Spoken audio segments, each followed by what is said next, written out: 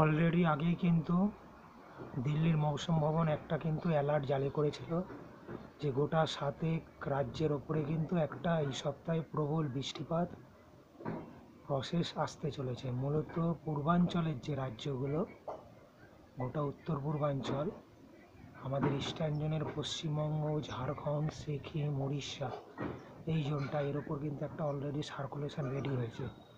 গতকাল দেখেছেন আকাশ প্রচুর মেঘাচ্ছন্ন ছিল, ফলে এই যে ফেসটা তৈরি হচ্ছে এটাই কিন্তু 30 তারিখের পরে যেহেতু মৌসুমী বায়ু থাকে না, কিন্তু সেটা খাতা কলমে অফিসিয়াল, কিন্তু বাস্তবে গোটা ভারতবর্ষেই এখন মৌসুমী বায়ু কিন্তু পিছিয়ে গেছে। এখনও মধ্য ভারতে বর্ষার মেঘ রয়েছে, বৃষ্টি দফায় দফায় হচ্ছে, গোটা ইস্টার্ন জোনটায় নতুন করে আবার শুরু হচ্ছে। এবার বিভিন্ন যে ইনফ্লুয়েন্সারগুলো রয়েছে, সার্কুলেশনগুলো রয়েছে, তার সঙ্গে পুরোপুরিভাবে বিভিন্ন সিস্টেমগুলো পূর্ব দিক থেকে পূবালি জোটে যে ঢুকছে, ফলে বর্ষাকে পেন্ডিং করে দিচ্ছে, কিন্তু যেতে দিচ্ছে না। ফলে মূলত আমি বারবার বলেছি যে 15ই অক্টোবরের পর ছাড়া কিন্তু পূর্ব ভারতের আকাশ পরিষ্কার হবে না। আর এই দেখুন ফেসটা রীতিমতো কিন্তু নতুন করে আজকে মহালয়া ফেসটা তৈরি হয়ে গেছে।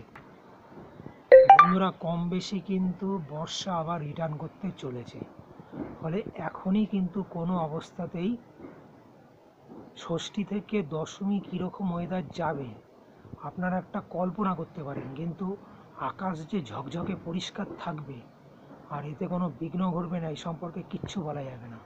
তার উপর যদি নতুন করে কোনো সার্কুলেশন রেডি হয় বঙ্গোপসাগরে, সেটা সাইক্লোন মুভমেন্টেও যায়, তাহলে পরিস্থিতিটা কিন্তু অনেক বেশি টাফ হয়ে যাবে। ফলে এই 15 দিন কিন্তু রীতিমতো একটা চ্যালেঞ্জিং মোমেন্ট।